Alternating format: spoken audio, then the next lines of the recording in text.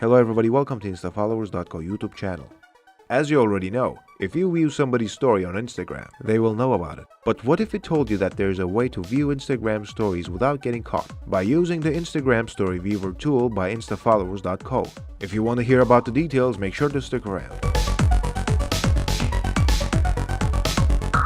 As mentioned, the best way to check out other people's stories is to use the Instagram Story Viewer, because this way they will not be notified. Even if you use fake accounts to view other people's stories, people might grow suspicious of that fake account and might suspect that it's you. So why take a risk when you can simply use the Instagram Story Viewer? Besides, it's not a third-party application, therefore does not require installation, and this way you can save time and check out other people's stories in an instant. And that's all there is to it. Remember, being anonymous is the most important thing, especially when it comes to social media. So as to mention one more time, by utilizing our Instagram Story Viewer tool, you can check out any story at any time without them being notified.